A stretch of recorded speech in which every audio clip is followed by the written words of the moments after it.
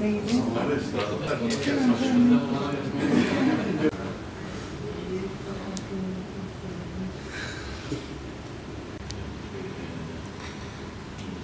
Bir tık aşağıdan alsak.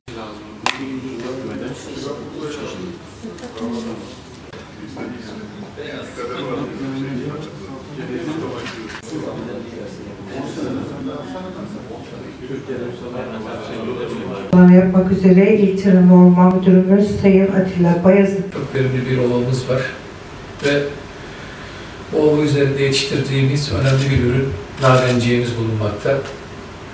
Şu anda ülkemiz üretiminde birinci sırada yer alıyoruz ve ülkemiz üretiminin yaklaşık %36.4'ünü bu topraklarda üretiyoruz. Sizlerin sayesinde, değerli üreticilerimizin emekleriyle.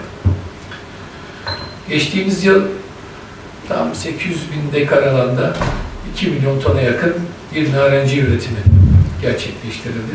Tabii narenciye gerek iç piyasada gerekse dış piyasada oldukça sevilen, ekonomik getirisi yüksek bir ürün.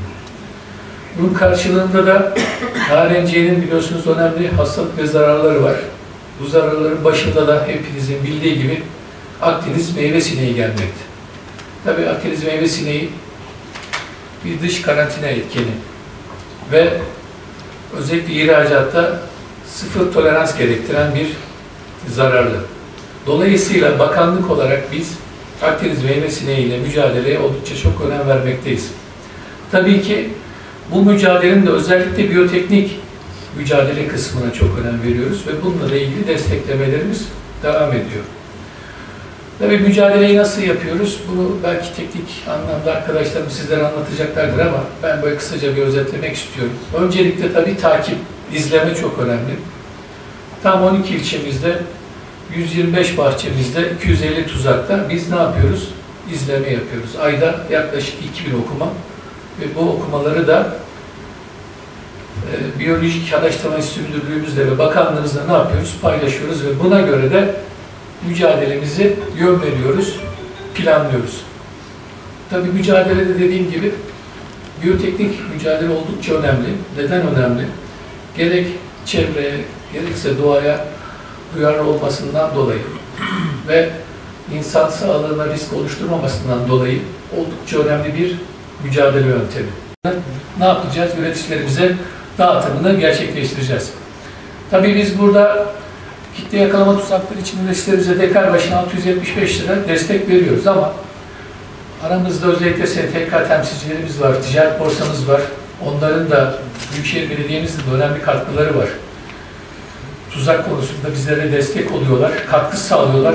Ben buradan sizlerin huzurunuzda başta Ticaret Borsası Başkanımız olmak üzere yönetim kuruluna da belediyemize de çok teşekkür ediyorum. Biz ilaçlama faaliyetlerinde bulunuyoruz ve bunlara da destek veriyoruz. Bu da oldukça önemli. Çukurova'da eğer bunu yapmazsak, Adana'da bunu yapmazsak, Türkiye'nin diğer taraflarında bunda hiç başlık. Gerçekten Çukurova tarımın en önemli merkezi ve burada üretilen ürünler gerçekten binbir zahmetle, alın teriyle üretilen ürünler. Bu üreticilerimizin emeklerinin zayi olmaması için de Tarım Orman İl Müdürlüğümüzün önderliğinde yapılan bu toplantıyı çok önemsediğimi ifade etmek istiyorum Adana Ticaret Borsası Başkanı olarak. Akdeniz meyve sineği ile alakalı da yıllardan beri bu mücadelenin önderliğini Tarım Orman İl Müdürlüğümüz yapıyor. Adana Ticaret Borsası olarak da hep onlarla beraber bu projede beraber olarak çalışıyoruz. Elimizden geldiğince küçük de olsa bir katkı sağlamaya çalışıyoruz. Çünkü çok önemli. Sayın Müdürüm biraz önce 2 milyon tonun üzerinde narenciye üretiminden bahsetti. Geçmişte bu mısır üretimini bile geçti. Şu anda Adana'da en çok üretilen ürün tarlada narenciye. Onun da kıymetini bilmemiz lazım. Yine pestisit çok önemli. Hem ihracatımızda hep bu ürünler fark ediyorsak biz en büyük sıkıntıyı bu işte ilaçla ilgili hep kalıntılardan yaşıyor. Bunun da önüne geçmek için de o çalışmada güzel bir çalışma. Bunlar çok önemli çünkü gelecekte de bu sıkıntılarla karşılaşmamak için bunun tedbirlerini hep almamız lazım. İnşallah bu mücadelede kararlılıkla yapılan bu mücadele.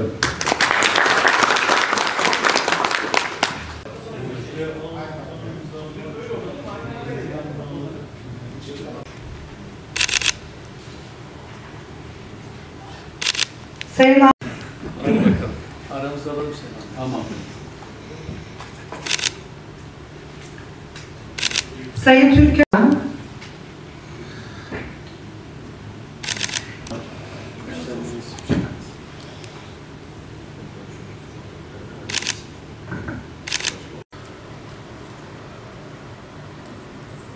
Esat Bey, Tamamsa fotoğraf alayım.